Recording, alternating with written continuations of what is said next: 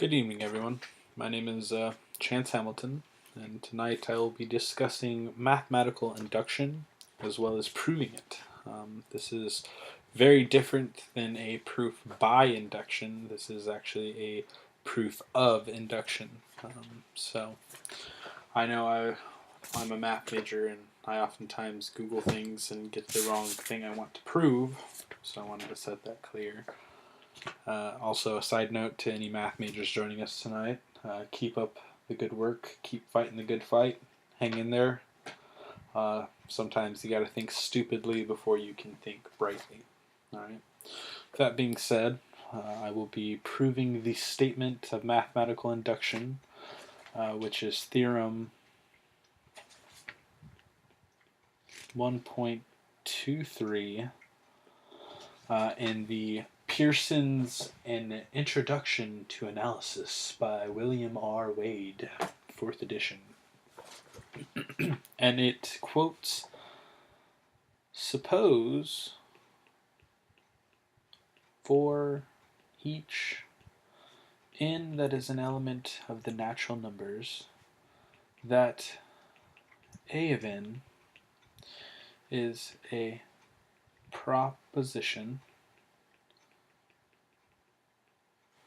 which satisfies the following properties."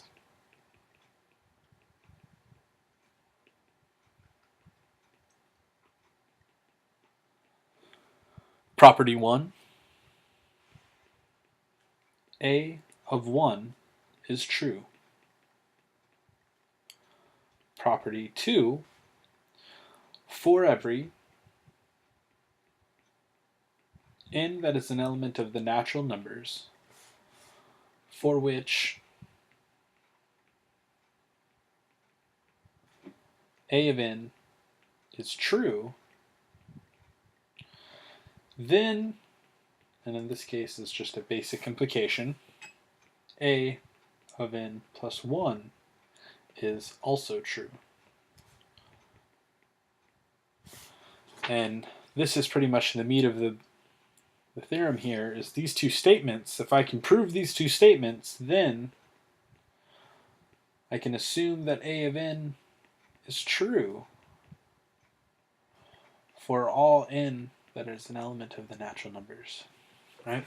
That's powerful. That's real powerful. That allows me to look at sequences and basically create qualifying statements and make assumptions about them as the n goes to infinity, as it goes on and on and on. And I might be able to generalize functions that utilize this and say that they are less than or equal to each other. And this is quite powerful.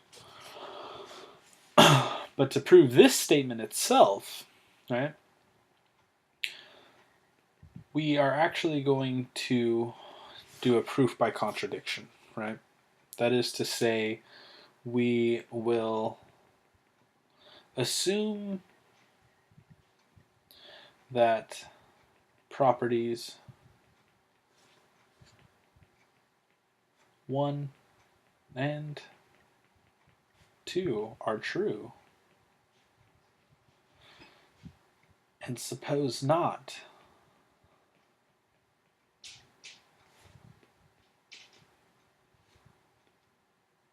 meaning a of n is not true. Right? And since we're saying that this statement is true for some n, right, I could build a group, right? I could collect all these n's in a set, right? So if I group all these n's together, right, in a set, right, let's say E, then this set is well ordered,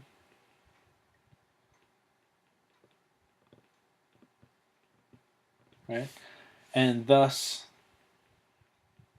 has a smallest element. right? And this is important because how I'm going to contradict this statement is I'm going to show that this smallest element, right,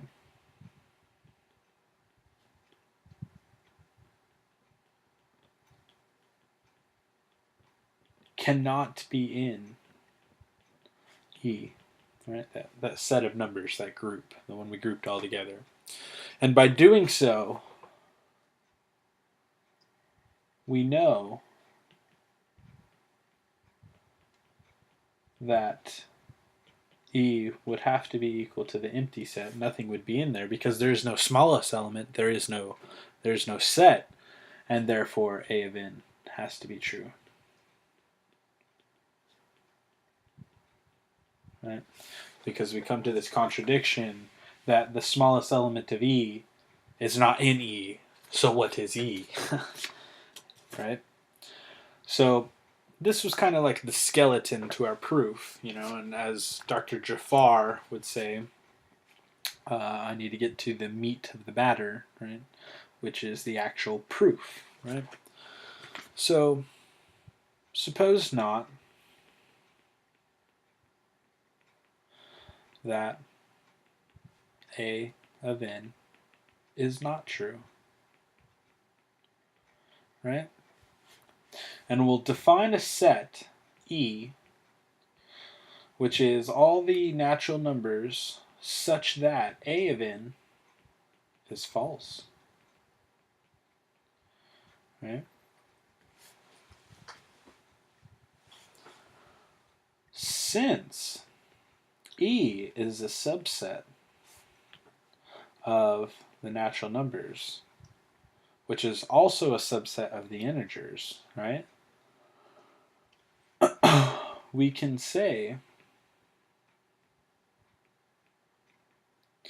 that E is well ordered, right?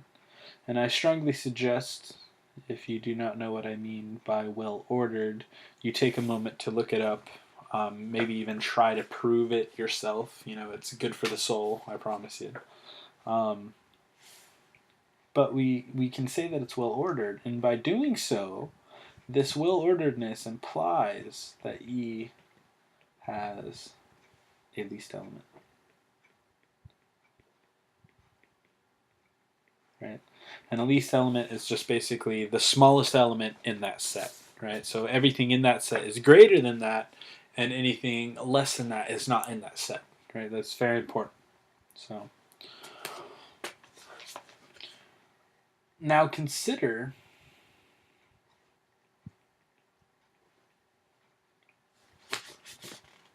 I'm so sorry. Jumped the gun a bit. We're going to say that this least element is S. Right? We'll denote it as S. Now, consider S minus 1, right? Which is less than S, right? This would imply that S1 is not an element of E, right? Furthermore, since by definition S is a natural number, S must be greater than or equal to 1. And since this is the case, we can assume that S minus 1 is also less than or equal to 0. I'm so sorry. I flipped the sign for some reason. And a matter of fact, I'm going to write this down here. S minus 1 is greater than or equal to 0. Right? But since S cannot equal 1, right? And I'm actually going to rephrase this. I'm going to say, but S cannot equal 1 since A of 1 is true, right? Therefore, S minus 1 is strictly greater than 0, right? And this is important because now I have established that a lower bound of S minus 1, and because it's greater than 0, I know that s minus 1 is an element of the natural numbers, right? That's important. And since this is the case, a of s minus 1 is true, right? Which by property 2, a of s minus 1 would imply that a of s would also have to be true. Right? That's by property 2, which we assumed is true. Right? And this right here lies our contradiction. Right? It's very subtle, and I'm going to break it down. Right? Since I was established that s minus 1 is not an e, right? I know that a of s minus 1 is true. And by our second property here, we're basically get to assume that a of s minus 1 implies that a of s minus 1 plus 1, which is equal to a of s, is true, right? But s is an element of e. By definition, it's our least element. We've established it was an e. Therefore, a of e, not e, of s is false. A contradiction.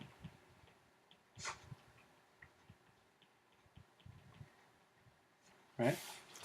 So I've came up with a mathematical proof as to why a of s should be true, but I defined it to be as false, and these are two conflicting ideas, right? So I've come up with this like black hole of an argument that takes two conflicting ideas and says that they must be the case, and therefore my original assumption must be false, implying that the negation of it is always true. So we can conclude that if properties 1 and 2 are true, then a of n must be true for all n that are elements of the natural numbers, right? And that, ladies and gentlemen, is a mathematical mic drop because we just proved induction. Thank you very much. See you next time.